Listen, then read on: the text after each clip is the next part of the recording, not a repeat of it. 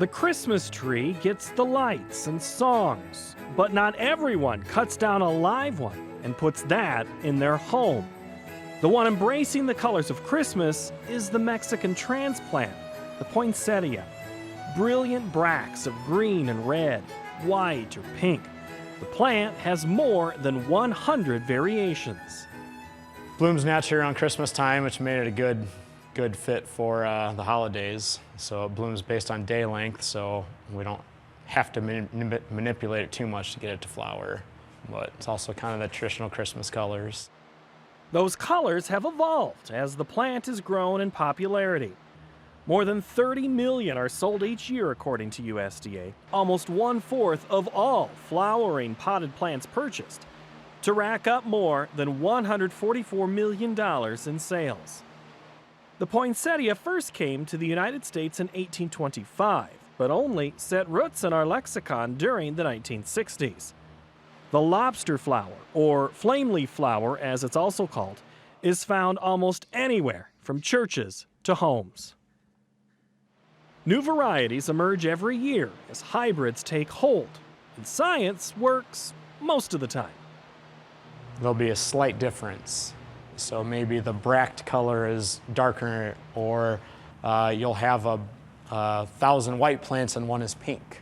So a lot of them are just natural mutations where we did some cross-pollinating to get one variety and then it's just naturally mutated. That's very common in plants. Randall Voss is the horticulture program chair at Des Moines Area Community College in Ankeny, Iowa. Annually, he leads a class that grows the poinsettia from sprig to sale. Our main goal with the poinsettias is to give the students a hands-on class. We don't have tests in this class, it's all how do your plants turn out. The customers are usually faculty or staff on campus. Voss, who has a background in commercial horticulture, helps students understand the demands of the end user, extending the lesson as growing the best plant root to bract. If we test the pH of the media, the salt content of the media, which lets us know if we're fertilizing too much or not. Every week they have to graph the height of their poinsettias because we have to follow a growth curve to see if we're in line with the height. And some of these varieties, we did not, stay on top of the heights. They're too tall, and that's part of the grading requirement. Macklin Briggs is one of those students getting his hands dirty in class. He says timing is key, as the poinsettia performs better in drier conditions to help the modified leaves form fully. There's a science to growing all plants, but with these, you want to get spacing right so they grow the right height and so they don't get weak stem and all the brackets are fully formed. And that knowledge Briggs plans to use in his horticulture career. Whatever you learn from growing a poinsettia, you're able to take that and then apply it to other plants. Couple of notes about the poinsettia. The leaves are not poisonous individually. You would need to consume more than 500 leaves to have any harmful effect, according to a study from Ohio State University. The same study reveals pets dining on a milky leaf could experience nausea or intestinal irritation. California is the nation's top poinsettia-producing state in the U.S. September's shorter sunlit days signal to the poinsettia it is time to change colors or bloom.